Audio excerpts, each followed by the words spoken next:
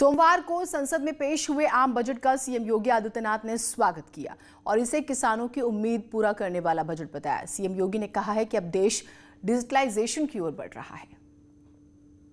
स्वास्थ्य के क्षेत्र में तो आमूलचूल परिवर्तन करने के लिए राष्ट्रीय रोग नियंत्रण की दिशा से जिस प्रकार की कार्य योजना बनाई गई है, यह सभी अभिनंदनीय है। 1000 अतिरिक्त मंडियों को ई नाम के साथ जोड़ने की जो कार्रवाई हुई है, कार्रवाई की घोषणा हुई है, ये वास्तव में किसानों को लागत का 1.5 गुना दाम देने की गारंटी का एक माध्यम बनेगा। भारत के इतिहास का पहले पेपरलेस बजट ने डिजिटल जनगणना की भी घोषणा की है। यानी सारी चीजें अब डिजिटल फॉर्म में आ रही हैं। ये सुविधाजनक भी होगी और व्यवहारिक भी होती हुई दिखाई देंगी। भले ही सरकार को उम्मीदों वाला बजट और आत्मनिर्भर भारत के सपने वाला बजट दिखाई दे, लेकिन विपक्ष ने इस बजट को नकार दिया। अखिलेश यादव ने कहा है कि सरकार ने दिशाहीन बजट पेश करने का काम किया। सरकार ने किसानों की उम्मीदों को तोड़ने का काम किया, जबकि यूपी सरकार का बजट योगी आदित्यनाथ के लिए आखिरी साबित होगा, क्योंकि उन्होंने उद्घाटन किया, कोई नया काम तो किया ही नहीं। तो ये मौका भारतीय जनता पार्टी को था कि पूरी अर्थव्यवस्था को एक बार ठीक कर लें, लेकिन मैं समझता हूँ जिस तरह का बजट आया है ये दिशाहीन बजट है, बहुत ही ज़्यादा निराशाजनक है। पूरे देश का किसान, जो किसान दिल्ली में आंदोलन कर रहे हैं उनके साथ है। आम जनता की भावना आज किसानों के साथ है। योगी सरकार का ये आखिरी बजट है और हमारे मुख्यमंत्री जी का ये आखिरी बजट है।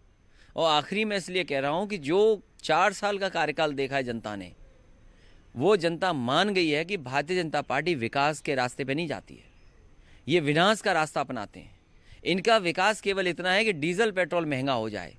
जितना डीजल पेट्रोल महंगा हो वही विकास समझते हैं। और ये हमारे उत्तर प्रदेश के पहले मुख्यमंत्री होंगे जिन्होंने शिलान्यास का शिलान्यास किया, उद्घाटन का उद्घाटन किया, रंग बदला, नाम बदला, लेकिन अपना काम कोई नहीं दिखा पा रहे। तो सवाल है बहुत सारे विपक्ष के पास। दिल्ली की सीमा पर आंदोलन कर रहे किसानों को भी बजट पसंद नहीं आया। गाजीपुर बॉर्डर पर धरना दे रहे किसान नेता राकेश टिकैत ने कहा है कि बजट में किसानों को कुछ नहीं दिया गया, बल्कि कर्ज देने का प्रावधान किया गया। उल्टे कृषि के नाम पर पेट्रोल और डीजल में सेस लगा दिया गया। किसानों की पुरानी मांग न्यूनतम समर्थन मूल्य पर भी कानून नहीं बनाया गया। सरकार को स्वामीनाथन आयोग की सिफारिश लागू करनी चाहिए।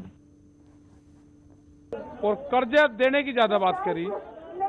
कर्जा अगर ज्यादा देंगे तो किसान तो नुकसान में जाएगा पूर्ण रूप से।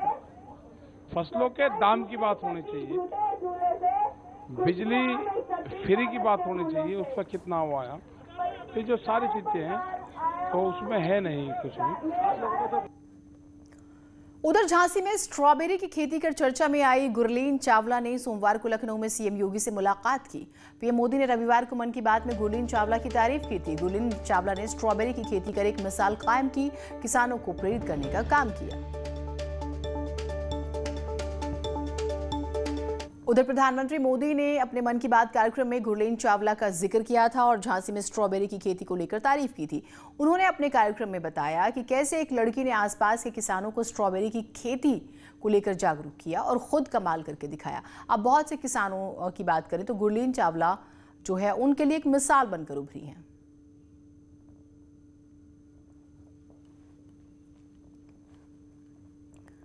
नोएडा में फिल्म सिटी बनाने की सीएम योगी की पहल का भोजपुरी कलाकार आम्रपाली दुबे ने स्वागत किया।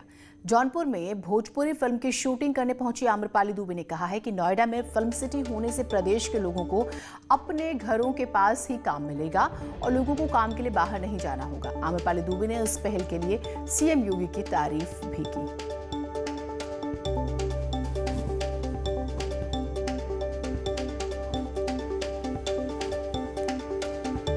सरकार ने सब्सिडी, फिल्म की शूटिंग्स पर सब्सिडी देना शुरू किया। उसके बाद अब ये फिल्म सिटी, आई थिंक ये बहुत ही